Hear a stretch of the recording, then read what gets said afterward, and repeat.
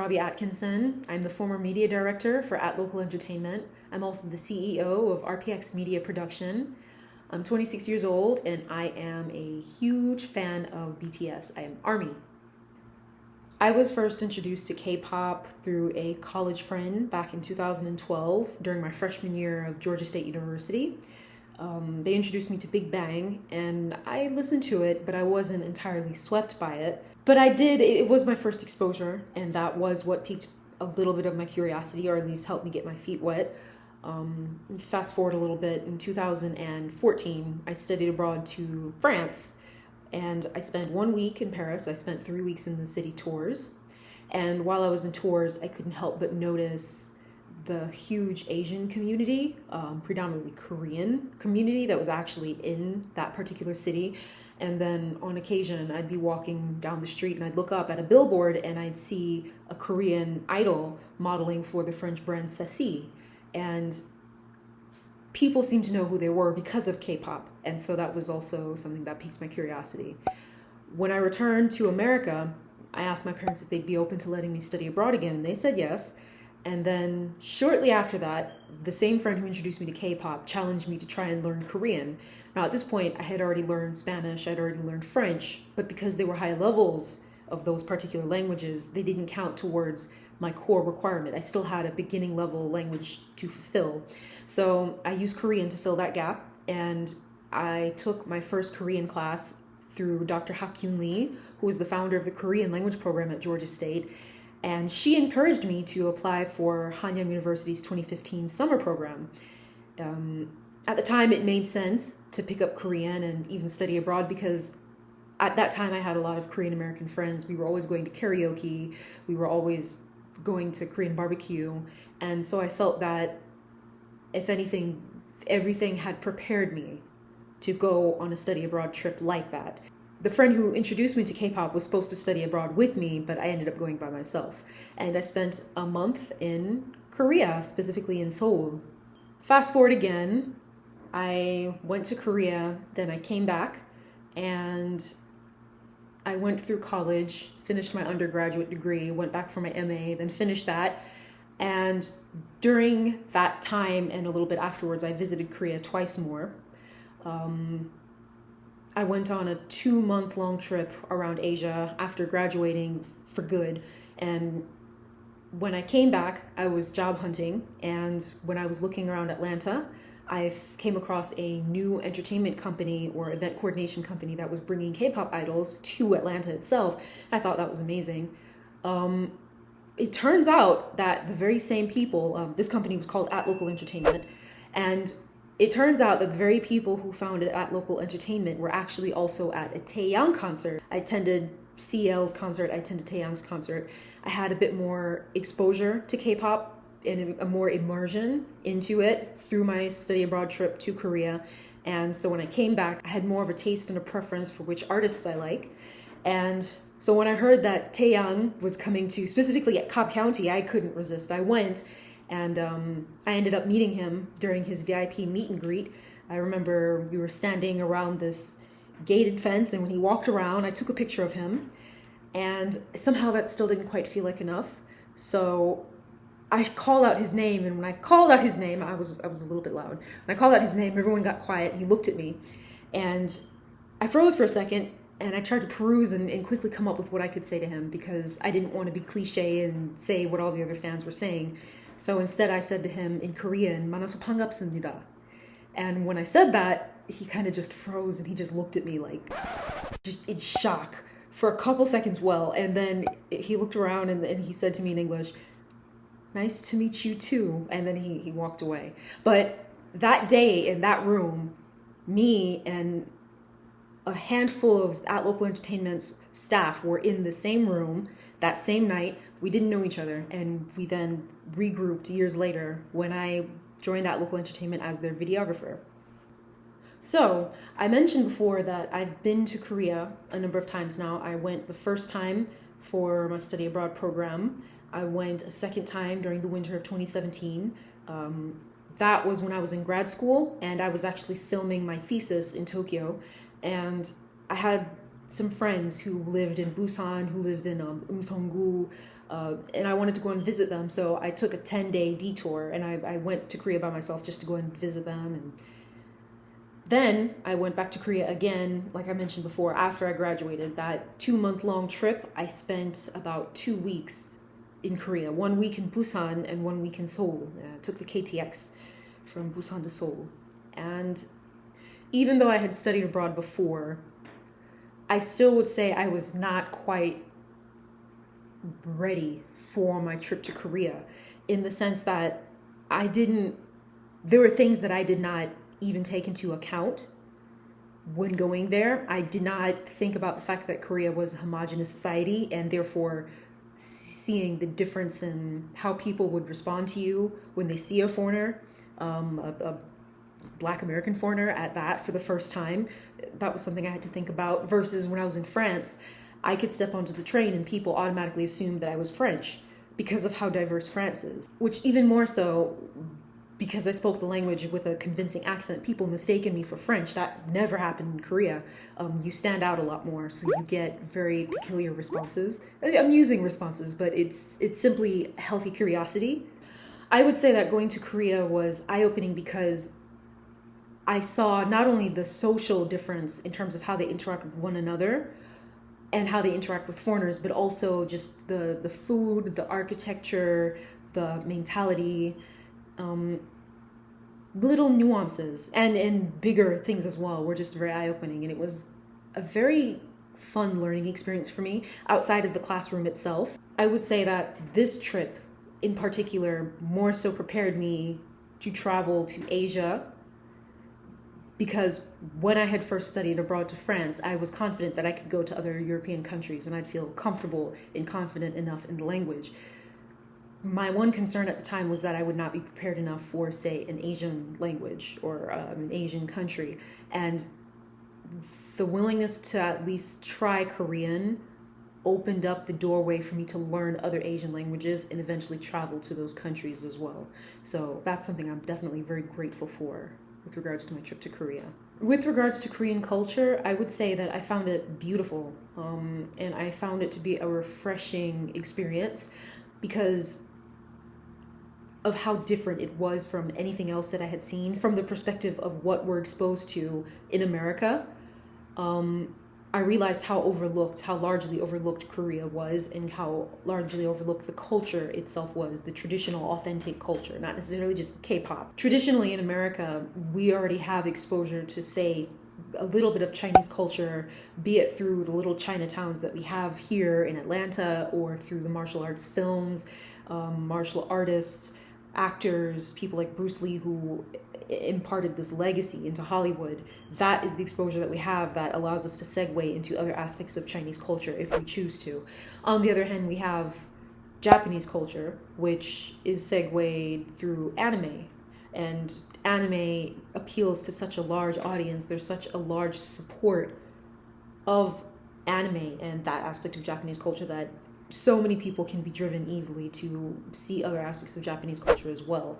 But prior to groups like BTS becoming as large as they are now, K-pop was relatively unknown.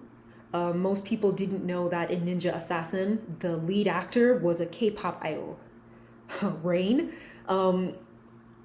It was relatively unknown, overlooked, only appreciated by like a niche, small few. And again, I thought that what I knew about the culture was enough because of what I saw in Duluth.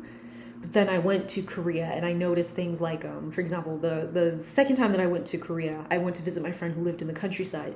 And out there, in the middle of winter, I was wearing this big thick coat and these big long boots that were like lace up. And when we walked into the restaurant, she invited me to a restaurant. When we walked in, everyone took their shoes off. So I was there struggling to unlace my boots and take them off and take off my jacket and all of these things. But you don't think about that.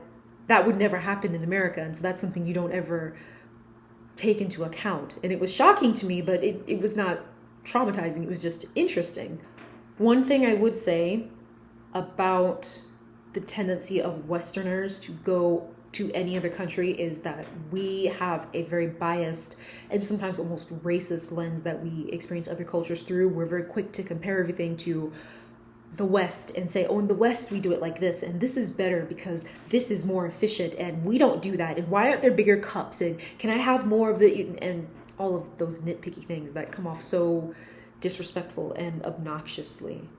And I would say that part of what made my experience so pleasant was the fact that I went in with an open mind and a good attitude, regardless of what I experienced. And people pick up on that because your attitude speaks more than 1,000 words. Even if you don't know the language, people pick up on your receptiveness to this change and this difference. And so I would also say that that contributed to the overall experience.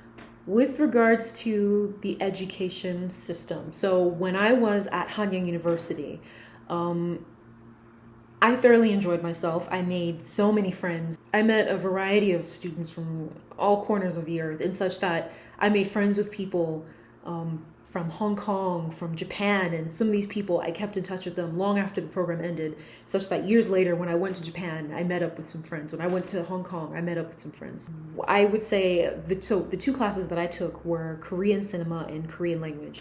And if I were to divide these two and compare and contrast them, Korean class was very thorough and very intense, and even though it was beginners Korean, they're very concerned about making sure that they have emphasized the importance and the details, the nuances of foundational aspects of Korean language and grammar. And so the professor was very persistent and very thorough. We had a small class. It was like maybe 6 or 7 people.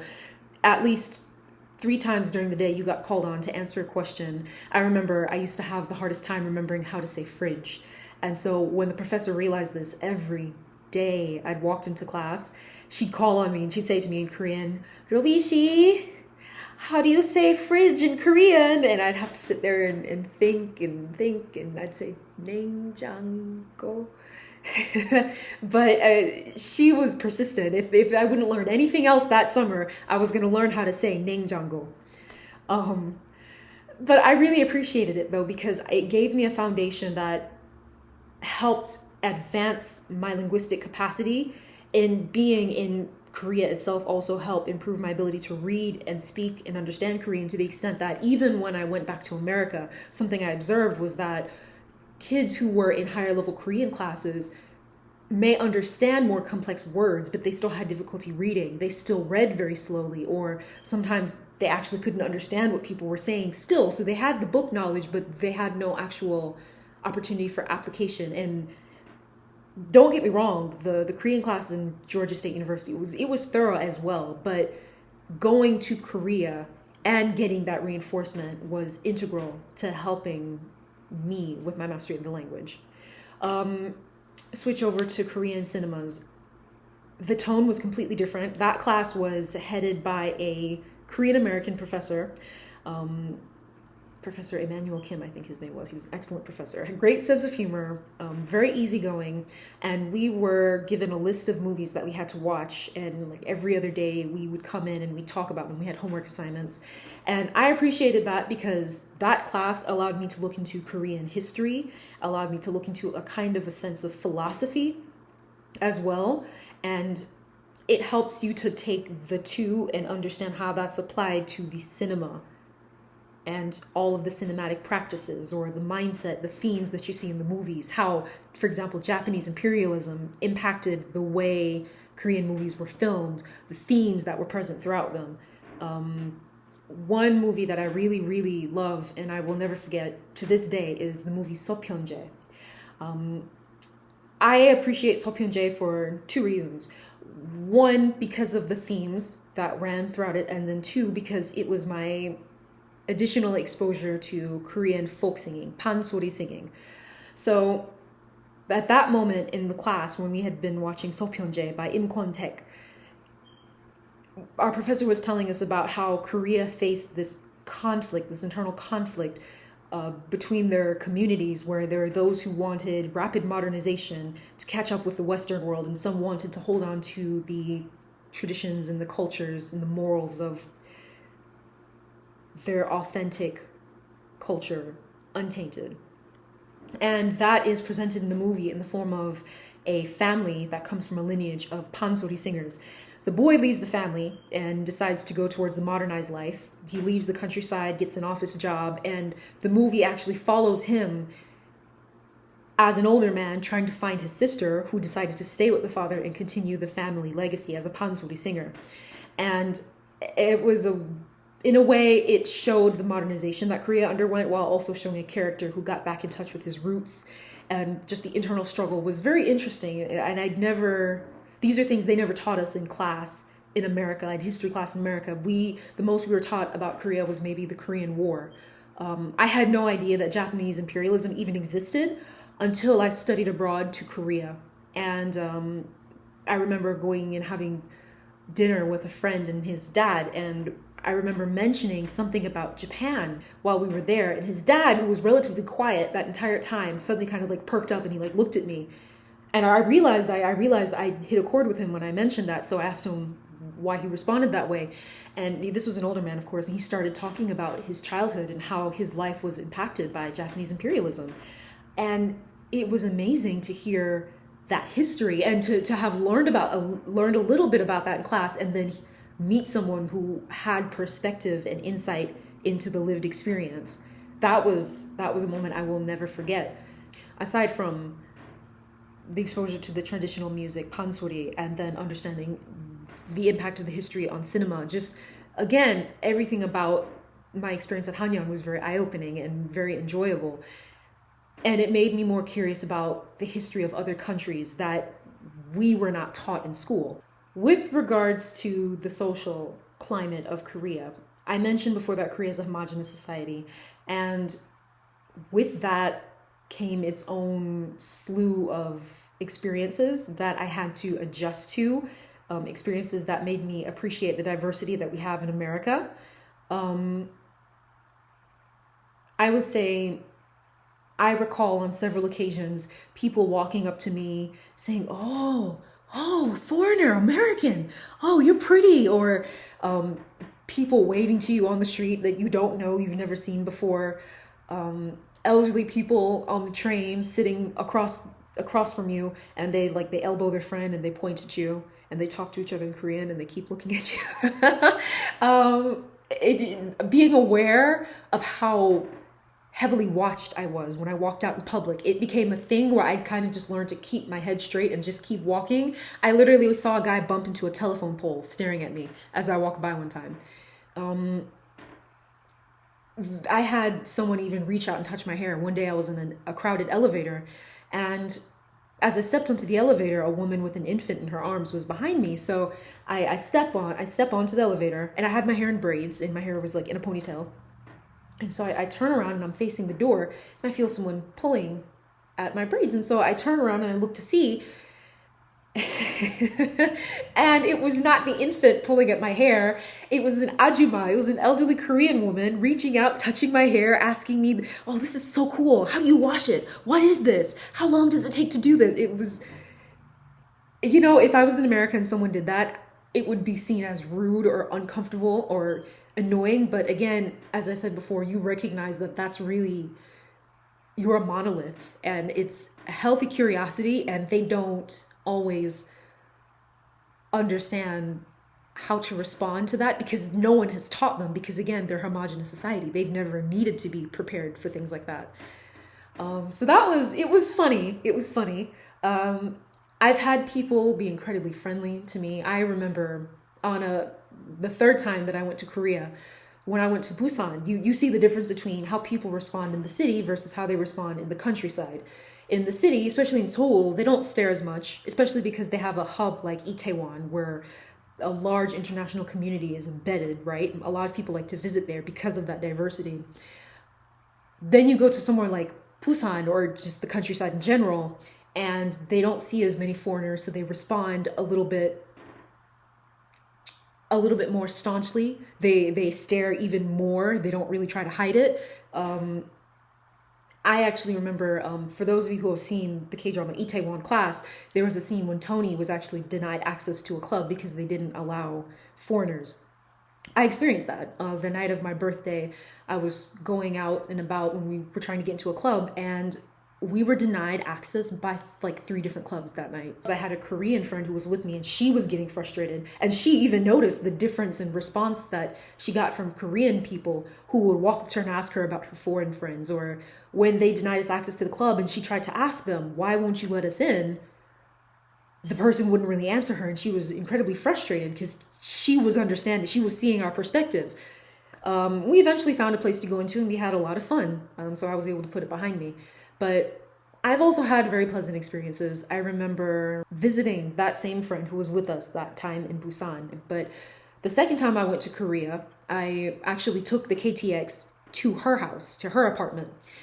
And I miscalculated, and when I got out of the train station, I ended up a lot farther away from her apartment complex than I had realized or anticipated. So it was in the middle of winter again. So I had my suitcase and my big fluffy jacket and my scarf and gloves, and I'm just like trotting up the hill with my suitcases, trying to avoid the ice. And I was not quite sure what to do. And so I stopped someone who happened to be walking by, and I tried to ask them for help with directions. And this elderly Korean man, he was an elderly Korean man, listens to me and he tries to respond to me, but he spoke so fast and my Korean was not that good. So I didn't really understand him, but I did make out he was telling me that where I was trying to go was way far, like too far away. And so I said to him, "You're saying it's far?" And he said, "Yes." And so all of a sudden, I didn't ask this man to. He hails a taxi for me, helps me load my luggage into the taxi, tells the taxi man where I'm trying to go, helps me into the taxi, then gets in the taxi with me. He sits in the front passenger seat and he rides with me to the correct location to make sure that I got to where I needed to. Okay. That really touched me because he could have chosen not to talk to me at all. That was something I did notice, for example, when I was in France. Sometimes when you spoke to French people, some of them would kind of just shoo you away. When I tried to speak to this man, he went above and beyond to try and help me. And I was really touched by that. That was another thing to note was the fact that I spoke the language a little bit. A lot of foreigners, especially Americans, are known for going to other countries and asking people, "Do you speak English?" There's no attempt to meet them halfway. And I think I even remember being in the taxi and they were trying to talk to me and asking me, "Where did you come from?" And I said, "Oh, I took the KTX from Busan." And he said, "Wow, you came from really far away." But I remember having a conversation with them. And I think that when people see that you're able to go that far and do that much for yourself and try that hard to show respect for their culture and for their country and try to keep up a little bit, they will meet you halfway. And like I said, above and beyond. I feel like as long as people see that healthy curiosity, you will get back what you put into it, if that makes sense.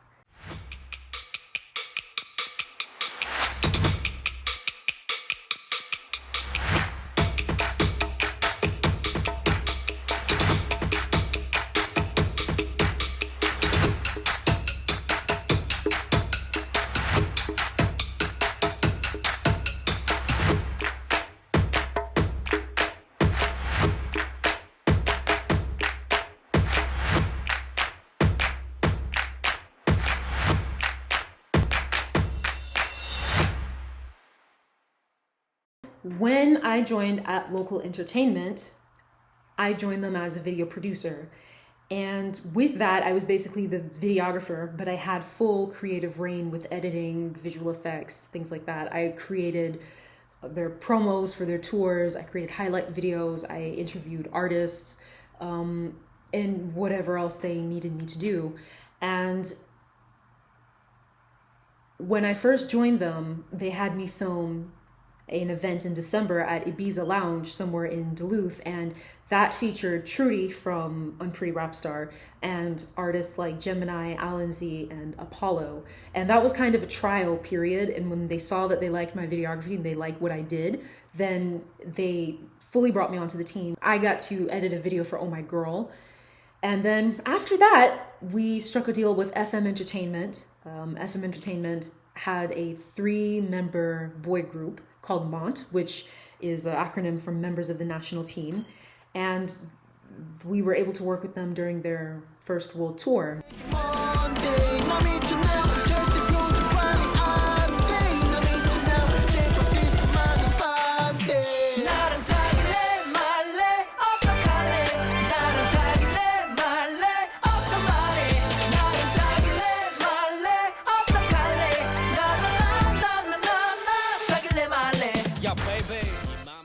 Now, Mont was an interesting group because they were the first K-pop group to go to Israel, to go to the Middle East and perform.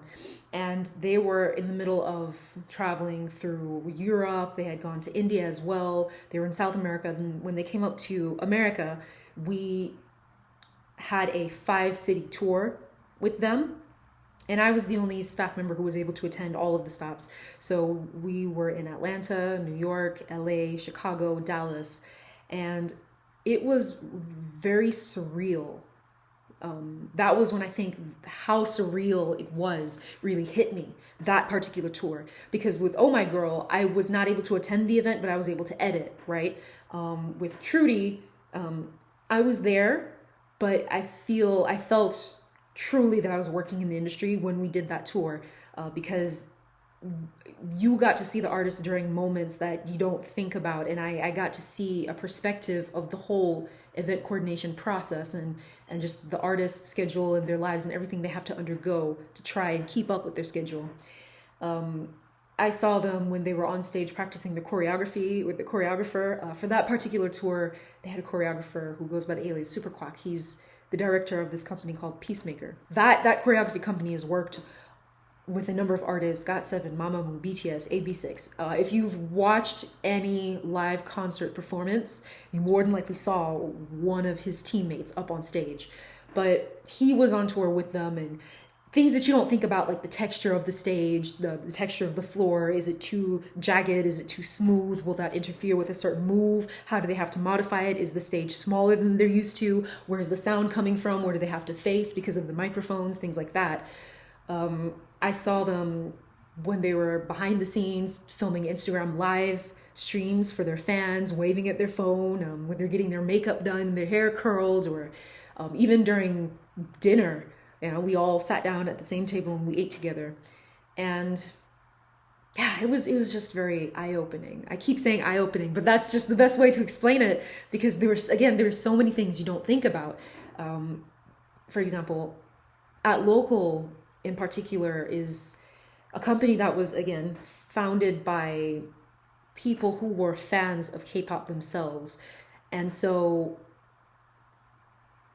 they're not Korean. We had a very diverse team. For example, we had people of Thai descent, Vietnamese descent, Puerto Rican descent, Indian descent, Jamaican descent. A great variety, but none of them were really Korean. And yet they still took it upon themselves to learn the language. And so when the artist has just flown in from another city or another country, they come in, they're tired, you know, you have to speak to them in Korean. They speak to the fans in English, but when they're eating dinner, when they're in the car, when they're backstage, they're talking in Korean. And that was something that I had to improve my Korean skill for as well.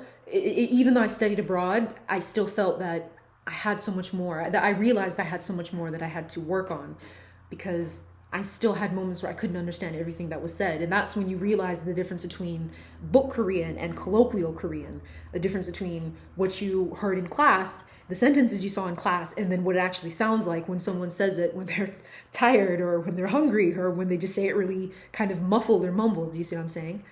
And despite those moments of like trying to understand each other, it was still very pleasant. There was still a great cultural exchange. What I also really enjoyed about that experience was the sense that you start the tour with strangers and it feels like you ended the tour with friends.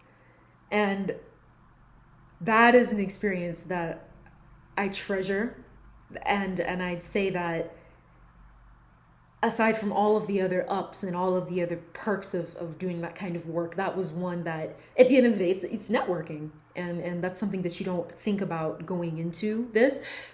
Looking back on my life, for example, I never imagined that I would get to move from a casual K-pop fan to actually being in these spaces with the artist, climbing up on stage with the artist.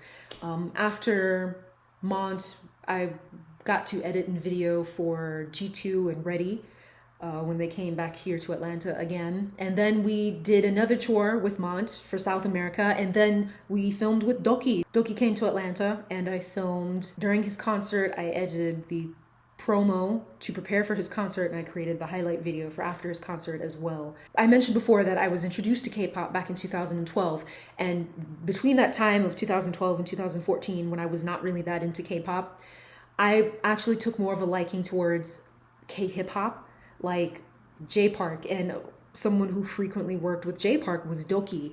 And it was kind of funny because the same year that we got to film with Doki, J-Park also came to Atlanta. We didn't get to work with him, but I did go to his concert. So it was just interesting actually getting to see Doki and actually getting to work with him and knowing where I came from in terms of how I was exposed to him and kind of just watching his videos on YouTube and then seeing him perform on stage. Like I said, climbing up on stage and like filming him as he's rapping out to his crowd.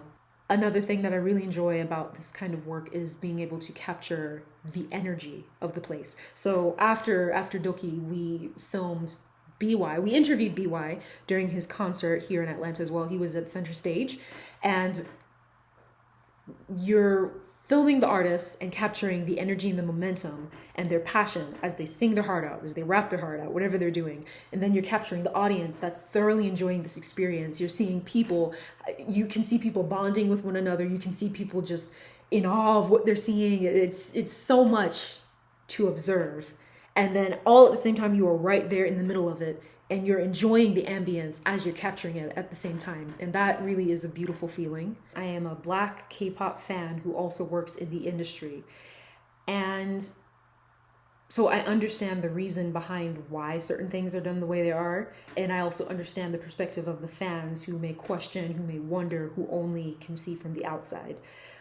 It's kind of a feeling of being straight right at the border and being able to look over at both sides. And I would say the moment that I felt most conflicted was this year, 2020, when George Floyd was killed and protests erupted across the country. Different countries were also protesting in solidarity with the Black community here in America, as well as other POC. And it was a conflicting time because I have always associated a sense of great unity and cultural exchange and acceptance and just camaraderie with the K-pop community. I've seen it numerous times. When I went to Taeyeon's concert, for example, I remember seeing a 40-something-year-old Peruvian woman who, she got a signature from Taeyeon, and he said to her, I heard him say to her, "Oh, I remember you. You flew in from Peru, didn't you?" She was at his concerts that often to where he remembered her. This was a 40-year-old woman from a whole nother country flying up to see a K-pop idol. I remember attending BTS's concert in Chicago during their world tour, and I saw elderly people, I saw young teenagers, I saw 30-year-old women, I saw 50-year-old women, I saw moms with their daughters, I saw just every race and every creed. And there is this great sense of acceptance because the thing that unites them all is the music. Kind of like what they say with a lot of the EDM scene, like Shaky Beats Music Festival. There's this thing they like to say, plur, peace, love, unity, respect, right? And that is very much the sentiment of the K-pop scene as well when you interact with the community, when you see the concerts.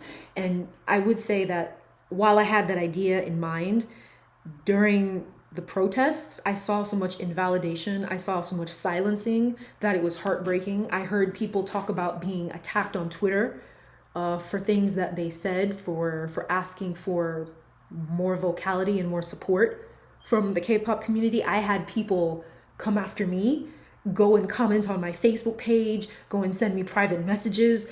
And I even heard that there were other mediums where people were lashing out at one another, and it was really sad to see that. It made me realize, even though we have this idea of how things are, there's still a lot of conversations that need to be had. There's still a lot of ground that has to be covered. My 3 pieces of advice for anyone who would like to get into the industry at some point. First one, be brave enough to ask. The only reason I got to work with At Local was because I was brave enough to ask. I could have looked at them and I could have said, oh, maybe they wouldn't accept me. I don't really speak Korean. I'm not Korean. Maybe there's all of these. I could have imagined all of the obstacles I had and I could have talked myself out of it. I still asked them anyways. And just being brave enough to ask can get you into spaces and places that you would have never imagined were possible. So don't be afraid to ask. Advice number 2, try to learn the language. The experience that you have, again, your attitude is what matters the most. And if people detect a good attitude from you, then they will work with you. But when you show that you've learned their culture, you're showing even more that you want to meet them halfway. And that, especially being an American, that is not an image, that's not a concept that is associated with Americans. We're known to be very inflexible. And so that is something that people take very kindly to. So all else fails, even if it's not Korean, try to learn a foreign language. America is the only country that is the most diverse nation in the world. And yet most Americans don't have a passport. Most Americans have never left the country. Most Americans only speak one language. And the ones who do know multiple languages are not really given the credit that they deserve. Most of the countries, people are bilingual, polyglots, things like that. It's normal. And I think that that is an important factor of cultural respect, cultural exchange. It makes a difference when you know the language. And then my third piece of advice is get used to being uncomfortable. In order to go where you've never gone before, you must do what you've never done before. Doing that means that you will put yourself in a position where you're trying something new and you may fail and people may ridicule you. They may not ridicule you. What matters is not whether or not you fail, but how you respond, the attitude that you keep as you face this challenge. Discomfort is going to become a normal part of your life when you put yourself in unfamiliar spaces. I'd like to thank my Kpop Life for featuring me on this episode of their Docuvlog series. It's been a pleasure. I hope that those of you watching have a happy holidays, Merry Christmas, Happy New Year. Keep your eyes open for more projects from RPX Media Production and my Kpop Life. And see you later.